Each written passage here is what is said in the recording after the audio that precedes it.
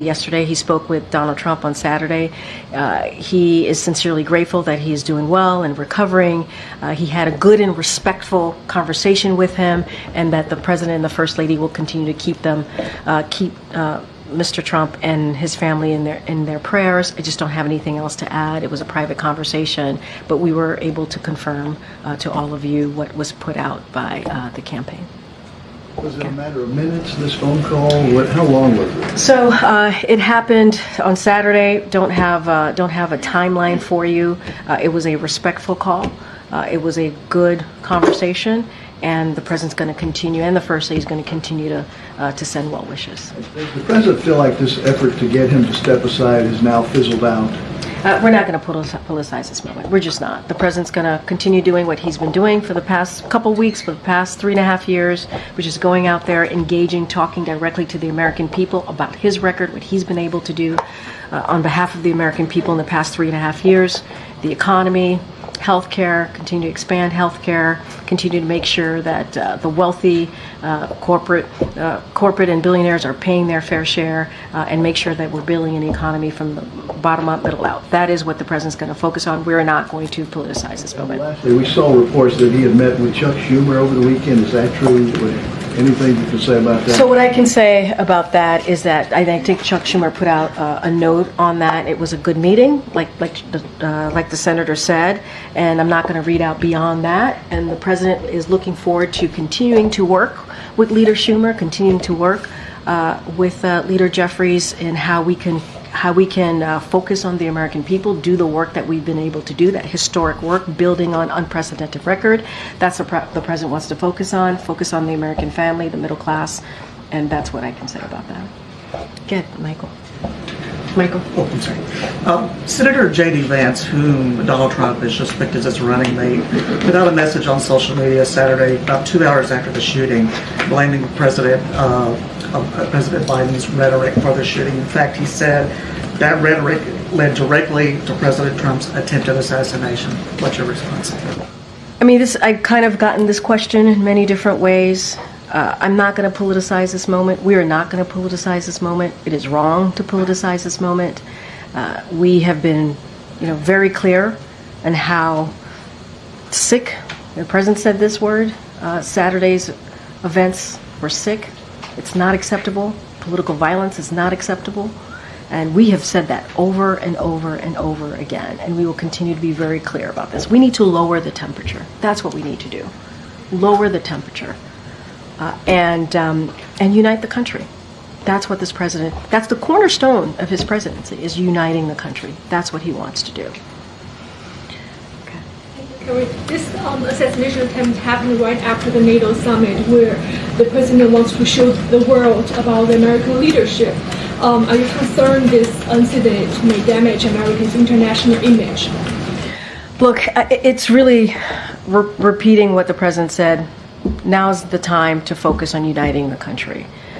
You heard directly from NATO leaders just last week on how they appreciated and respected the President's leadership, especially over the last 2 years, more than 2 years, as we think about the war in Ukraine because of Russia's aggression, as we see what's happening in the Middle East, and in particular NATO. This is a President that has strengthened NATO and helped to expand NATO. And so that's what you saw from the leaders, that's what you heard from the leaders, and that's what you saw from this President, obviously, in his term here at the White House. We're going to continue to hear directly from the President. We got to lower the temperature. We got to unite the country. That's what the President's going to continue to focus on. Okay. Thank you so much. Have the tragic events of this weekend shifted the President's sense of urgency or position on gun control legislation? And then secondly, there's been a lot of right-wing chatter about the female agents guarding the former president, specifically whether women are up to the job.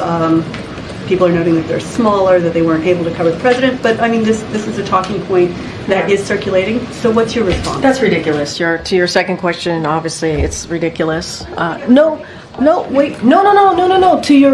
to your question. I understand why you're asking the question. The sentiments coming from that about women and not being able to do the job, that's ridiculous. Just to be really clear about that. And look, you heard from the secretary. These men and women put their lives on the line. What they're doing is brave. And we should not discount that. We should not discount that if it's a man or if it's a woman. And to have that sentiment out there is unfair and it's ridiculous. Now, to step back, there's going to be an independent review here. This is something that the president directed and asked for. We got to get to the bottom of this, of what happened. And the American people deserve an answer, and that's what the president wants to see. And so getting into these types of speculation is just ridiculous. It's just ridiculous. Yeah. Oh, yes. Look, the president has been obviously a strong advocate on gun control. He has been throughout his career as a senator, as vice president, and now as president. As you know, we were able to get a bipartisan legislation done, the first bipartisan legislation to deal with gun control that we hadn't seen in about 30 years. And the president led on that effort and was able to get that done. There's a lot more work that we need to do. That is on Congress. We have to continue to get Congress to ban assault weapons, for example, and to do a lot more. The president has signed more than 24 executive actions because we understand and he knows that guns are epidemic sadly in our country. It is an epidemic. The number one killer of our children is guns. And that should not be. That should not be. And so the president's going to continue to be steadfast on this. We have the White House Office for Gun Prevention, which the vice president leads on. That is something that was created here in this White House, never existed before.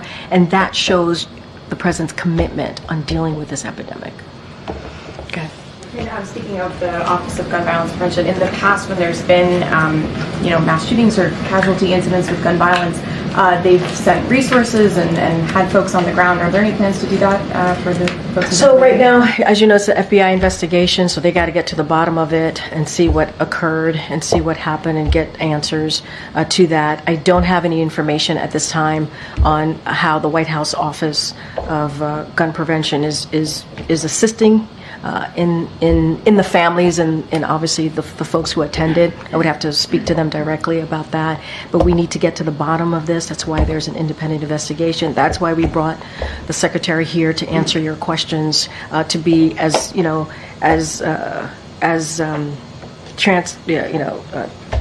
transparent as we can be at this time. We got to let the investigation move forward, but it's important to do that. And hopefully we'll have more to share with you on your question. Okay. Thank you. Is it the White House counsel's view that the Attorney General has the legal authority to appoint special counsels? Look, if you're speaking to the announcement that came out, I have to refer you to Department of Justice. I don't want to have an opinion from here. Department of Justice is independent. As the president has said, even during his 2020 election, he said that he would want to restore the independence of the Department of Justice. He's done just that. They make the decision on their cases independently, so that's a question that I would have to refer all of that to Department of Justice. After the president paused his campaign events over the weekend, obviously he didn't go to Texas. Now he's heading to Las Vegas this afternoon. Can you give us a preview of what to expect? Are we anticipating a different tone out on the road than we're used to seeing with the president when he's out on the trail? So as I mentioned a couple times before, and as the president has said, we have differences in our agenda. We do. What we believe is very different than what Republicans believe and how we see the future of this country. And that is important, to have differences. It is important. It is okay to have differences. And so he will talk about each of those differences. It is crucial, though. It is important that we bring the temperature down. That's what the president has said. That's what he wants to see. And, he's going to live through those values, and that's what you're going to see. Talk about his agenda, highlight his agenda. That's what you'll see in the next couple of days. Go ahead, Jackie. Great. Taking another stab at the question you've answered Yeah. Several different ways, but I guess more simply, are we going to continue to hear the president in official events or on the campaign trail use the phrase threat to democracy specifically? I want to be very clear. The president's always going to denounce violence, forcefully denounce it. He's always been against this throughout his career, throughout the last 4 years. We do not want to politicize this. It's unacceptable to do that. That's what the president has said. It is time to bring this country together, to bring American people together, That's what he wants to see. And so that's where I'm going to leave it. He wants to unite this country. And that is something that he's been saying since